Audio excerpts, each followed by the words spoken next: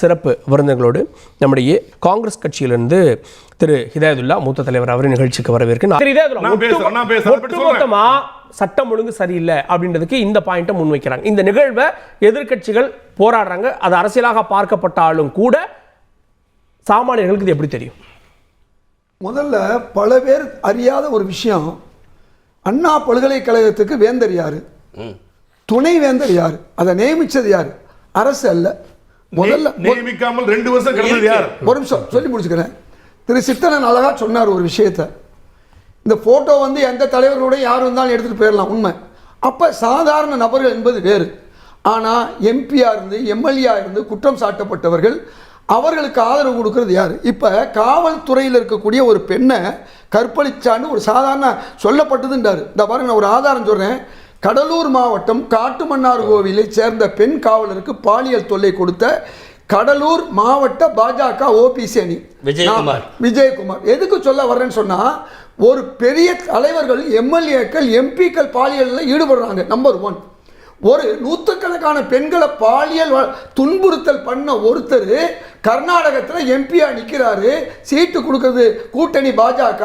அந்த பாஜகவுக்கு பிரதமர் மோடி அந்த நபருக்காக வந்து தேர்தலில் வாக்குறுதி கேட்கிறாரு. நான் என்ன கேட்கிறேன், ரொம்ப சிம்பிளா கேட்கிறேன். இன்னைக்கு நடந்த ஒரு விஷயத்துல என்ன நடவடிக்கை எடுத்தாங்க? இதுக்கு முன்ன பொள்ளாச்சி நடவடிக்கை பல மாதங்கள் நடந்ததுக்கு பிறகுதான் நடவடிக்கை வந்து பெருசான பின்னால தான் எடுத்தாங்க. ஆனா ஒரே நாள்ல நடவடிக்கை எடுக்கப்பட்டது. 8 நடவடிக்கை எடுத்திருக்காங்களான்றதை கேட்டோம். நான் என்ன கேட்டேன், பொள்ளாச்சி ஒரு இம்பாக்ட் ஏற்படுத்துச்சு. அது மட்டும் இல்ல, அப்ப இந்த நிகழ்வு இம்பாக்ட் அரசியல் தான் ஏற்படுத்தாதுன்னு நினைக்கிறீங்க? நான் சொல்லி முடிச்சேன். நான் யாரையும் குறுக்கீடு பண்ணல, தயவு செய்து 4 பேரும் குறுக்கிட வேணாம். நான் ஒரு 4 விஷயத்தை சொல்லி முடிச்சுக்கிறேன்.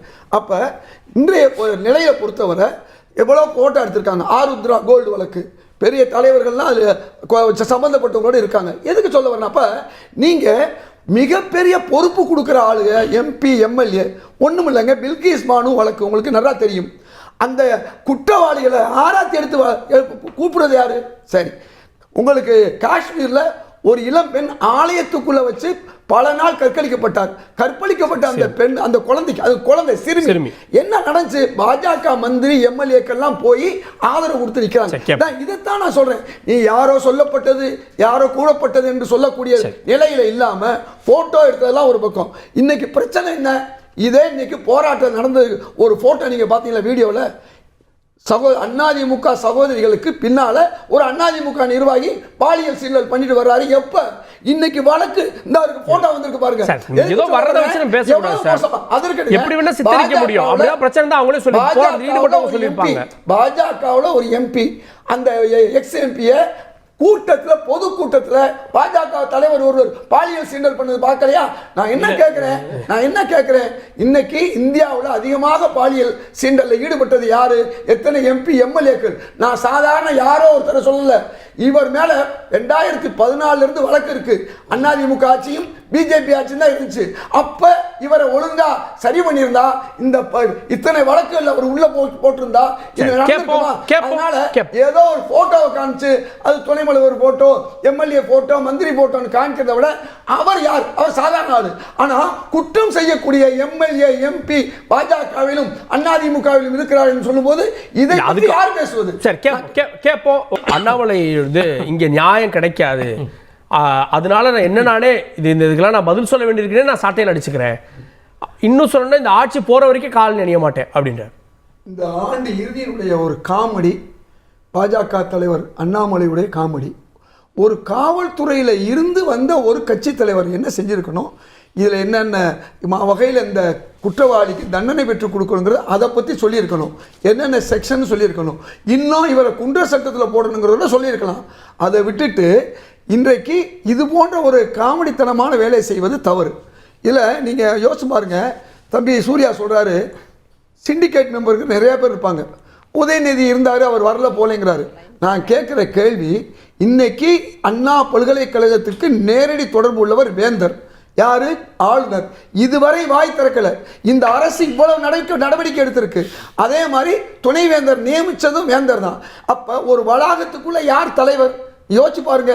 இதை பத்தியே இன்னைக்கு எந்த ஊடகமும் பேசல, எந்த தலைவர்களும் பேசல. அது எனக்கு ஏன் தெரியல, ஏன் ஆளுநருக்கு பயப்படுறாங்கன்னு தெரியல. எதுக்கு சொல்ல வரேன்னா, இப்படிப்பட்ட ஒரு சூழல்ல இந்த பெண் மட்டும் இந்த நான் தன்னுடைய மானம் போனாலும் பரவாயில்லைன்னு புகார் கொடுக்கலாம், என்ன நடந்திருக்கும் பாருங்க. இந்த பெண்ணு நம்பின அந்த பையன் கூட அங்கிருந்து தப்பி ஓடனவன் என்ன செஞ்சிருக்கணும், வெளியில போய் 10 மாணவர்களை கூட்டு வந்திருக்கணும். ஆக தனக்கு ஒரு ஆணாதிக்க, தனக்கு ஒரு பிரச்சனை வந்துடும் நினைச்சா அந்த பெண்ணுடைய பாதிப்பை பற்றி சிந்திக்கல. அதனால நீங்க எல்லா விஷயங்களையும் நம்ம சுற்றி பார்க்கும் பொழுது இன்றைக்கு இந்த போன்ற குற்றவாளிகளுக்கு காரணம் என்னன்னா, 2014 இருந்து 2021 வரை ஆட்சியில் இருந்த அதிமுக கட்டம் கட்டியிருந்தா இன்னைக்கு மாவு கட்டு போட வேண்டிய அவசியம் இல்லை. இந்த ஆட்சி வந்து உடனே நடவடிக்கை எடுத்திருக்கு, மாவு கட்டு போட்டிருக்கு. ஆனா போய் 9 வருஷமா அவனை பாதுகாத்தது அதிமுக ஆட்சி, மேல இருந்து பிஜேபி ஆட்சி.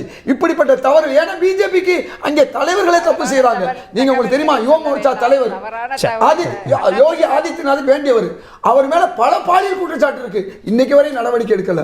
என்ன காரணம்? அப்ப இன்றைக்கு பல்வேறு குற்ற வழக்குகளில் அவங்க ஈடுபட்டாலும் அவர்களை காப்பாற்றுவதற்கு வாஷிங் மிஷின் அரசு மேல இருக்கிறத நம்ம பார்த்தோம். அதிமுக ஆட்சியில பல குற்றங்கள், வெளிநாட்டு பெண்களை கற்பழிப்பு, இதெல்லாம் நம்ம பார்த்தோம்.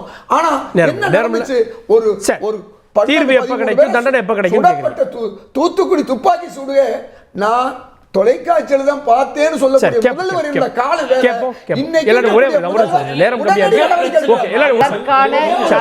ஆக்கப்பூர்வமான நடவடிக்கையை அரசு எடுக்க வேண்டும். அது சம்பந்தமாக எதிர்க்கட்சிகள் கொடுக்கக்கூடிய ஆலோசனைகளையும் அரசியலாக எடுத்துக்கொள்ளாமல் அதையும் சிறப்பு நன்றி. பார்த்தவங்களுக்கும் நன்றிகளை தொடர்ந்து இருந்தீர்கள் தந்தி தொலைக்காட்சியுடன்.